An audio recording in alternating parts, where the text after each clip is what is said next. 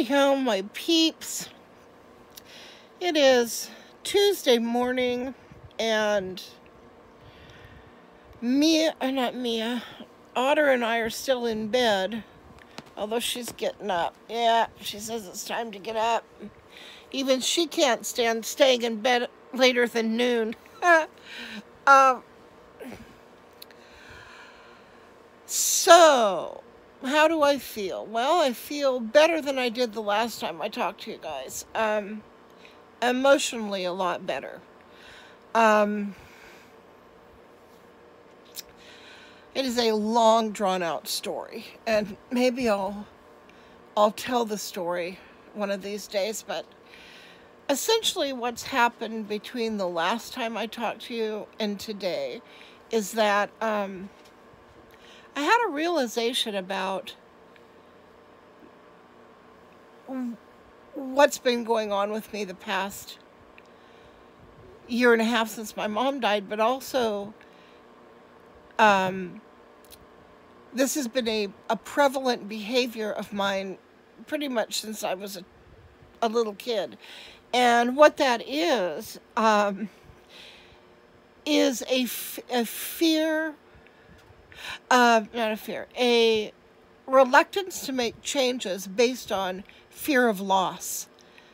That's a big sentence. A reluctance to make changes based on fear of loss.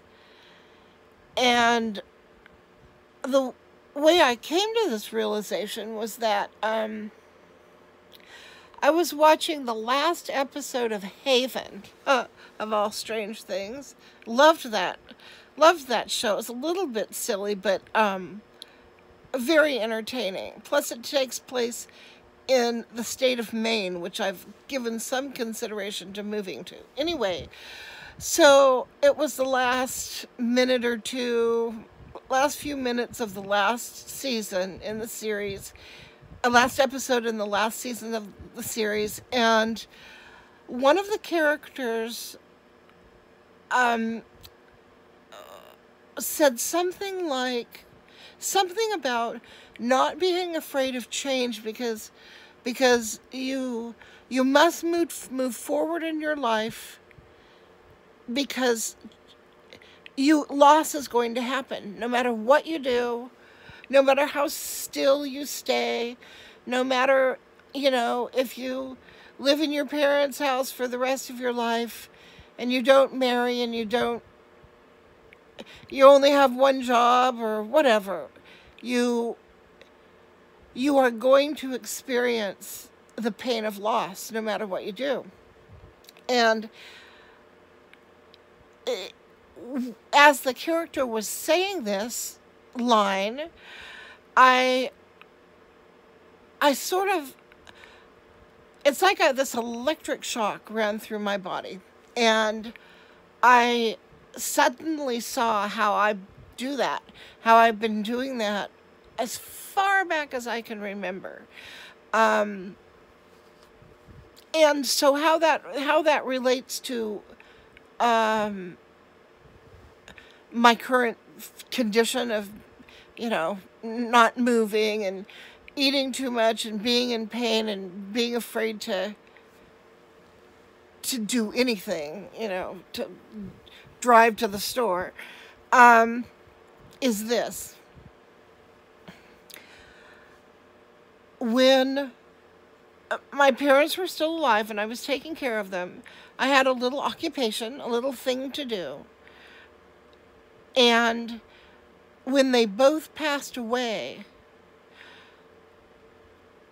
my identity changed. I didn't know, who was I? What was I supposed to be doing? Who am I? What is my purpose just for taking up space now on this planet? And I thought, well, okay, I kind of hung on a little bit because my youngest kid was still struggling and he was still living at home and wasn't quite figured out which way he was going to take his education and blah, blah. Well, he quickly slid into the next phase of his life, and he's moved on. He doesn't go to college here in town. He's, an 8-hour drive from where I live, and he's fully engaged in that. My other kid's been basically independent since he was 17, although we live close, not close together, but we live within 25 miles of one another, so I see him really frequently. But both of my kids, I mean, I've done my job. There's nothing else I can really do. And I know that there's a fairly decent chance that they're not going to live in this area forever, or at least they'll be splitting their time living in different areas. Like, I'm sure my youngest kid's going to end up with some kind of a job that will, he'll live somewhere for 2 or 3 or 5 years and then get reassigned somewhere else. It's going to be that kind of job. And my oldest is becoming more and more of a traveler. He's been going down to Mexico, and he's driving to the East Coast to do something. I mean, he's really engaged in his life and all the stuff that he does. So, what does that leave me with? Well, it leaves me with a life that has been lived making choices that were compromises to keep me from having to leave the sphere of my family. So all of a sudden, all of these new choices are open up to me. I don't have to live here anymore if I don't want to.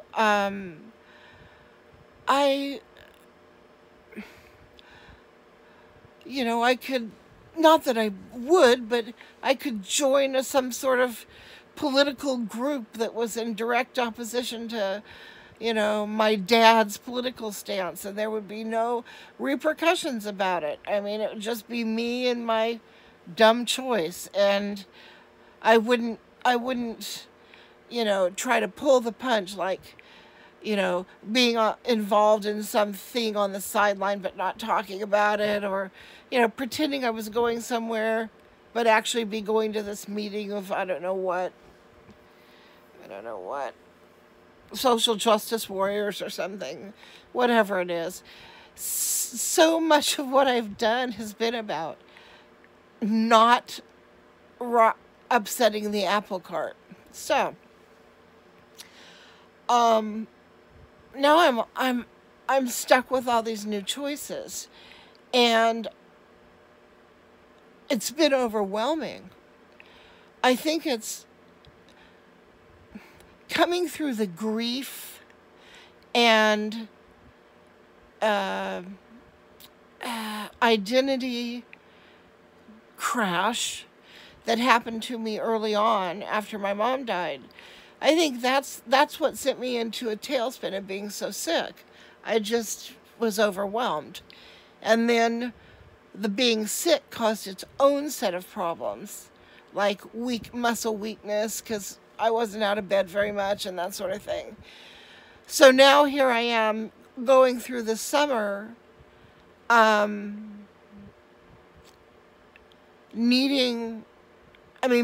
in a physically diminished place, not without all the stamina and stuff that I had last year, or the year before. So I've just gone through this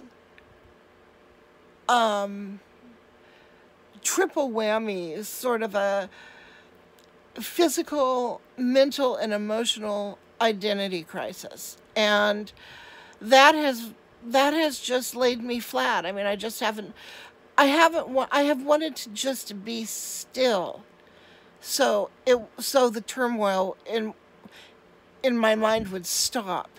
And I think that's what sleeping all the time and just pretty much moving from bed to recliner has been all about, is being afraid to make a change that will start some domino effect that I can't stop, and I will find myself backed into a corner that I can't get out of. And that's always been my fear, is being being fenced in or backed into a corner. Um, that would keep me from being able to move back into my safe spot. See, staying in the safe spot's been the important part. Because if you leave the safe spot and then things change around you, you come home and the safe spot might not be there any longer. And boy, I tell you, that was illustrated to me when, the first time I saw that my parents' house had been demolished. And just the last time I was out, which, I mean, not out in my house doing stuff, was a little over a week ago. And I drove past their old property, and the house next door had been demolished as well. So there's this big 5-acre lot now with absolutely nothing on it, no trees, nothing. I mean, everything was, scorched earth, basically. And that is the thing I've always been afraid of, is if I let go for a minute, if I untether myself from my family and my comfortable spot, even for a minute, if I turn back around, it's going to be gone. Well, all the clinging I've done to my family and to my, easy life decisions, that didn't stop my parents' house and their neighbor's house from being knocked down. That was going to happen no matter what I did. So I've got a lot of thinking to do about, what's brought me to this place being the person that I am. And then where do I go forward? How can I go forward? And basically that means I have to just drop that other stuff, just drop it and figure out how to behave in a new way, how to be sort of bold and fearless in my choices. So, and it was, I mean, I got to tell you, while this character was talking these words and I was having I felt like I'd gotten shocked by a cattle prod or something. I mean, I sort of sat up in my recliner and, God, it was just so weird. And I felt, I don't know. It was like all of these revelations just sort of washed over my mind at the same time. So I immediately texted one of my friends and said, I asked if she was up because it was the middle of the night where she lives, and she did just happen to be awake. So I told her all about what I had just experienced and how I just had this revelation and how it made me want to jump up out of my recliner and go clear off the living room, the kitchen table, which has not been cleared off since my husband left to go visit his family. So, I mean, that tells you right there. I have done almost nothing since he left. I've managed to keep enough dishes clean that I can continue to eat, and I think I've brushed out the toilet maybe twice, and I think that's all I've done since he's been gone. So anyway, I told her how, I want to get up and do stuff and make these little changes, which are meaningless to most people, but to me were huge, right?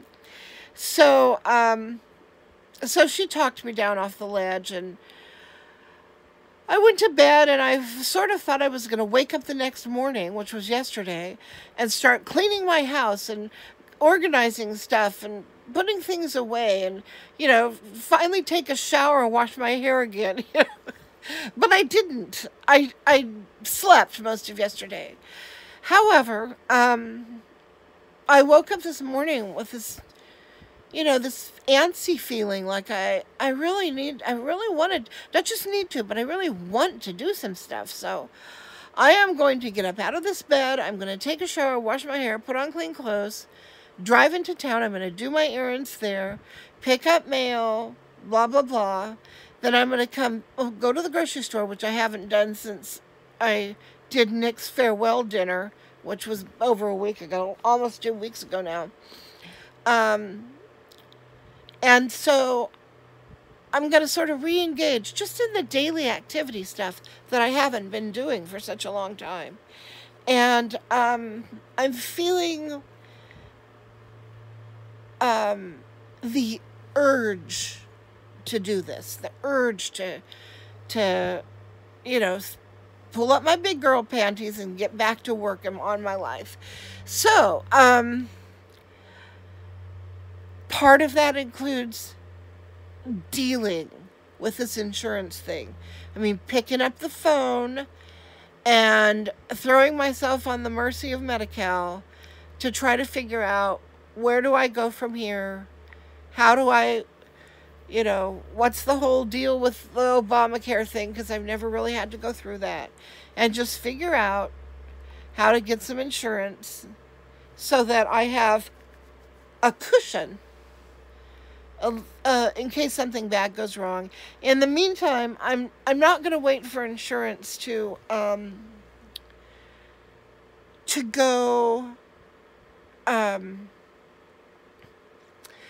talk to like a walk-in clinic or something about how about shortness of breath. I mean, some of these other indicators that are a little scary.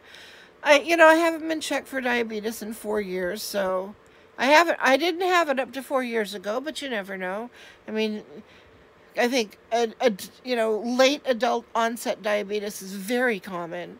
I think my grandmother was 61 or 62 when she found out that she had it. So, I need to stay on top of that. So yeah, I have a lot of loose strings to tie up, a lot of things to think about. But all of that rambling explanation that I just gave you that leaves out so much, that is essentially what has been going on with me, well, for a year and a half, but since I haven't been posting videos. All of this has been stewing in me. And, now it's time to, turn the fire off and eat the stew, I guess. I mean, I don't know. It's time to definitely integrate some of these revelations that I've been having. So, oh my gosh, I'm at 18 minutes, sorry. But thanks anybody who stuck through this long, boring message. And the next thing you're going to get from me is a product review. Someone sent me a food saver thing, like a seal a meal thing.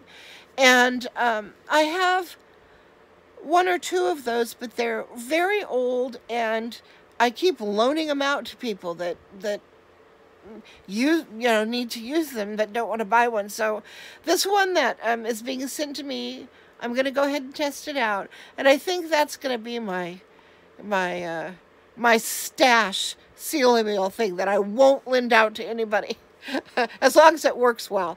And I think it will, because I've worked with this company before, but we'll find out. So anyhow, that's what's coming up immediately. And is my cat gone? Yeah, she's gone.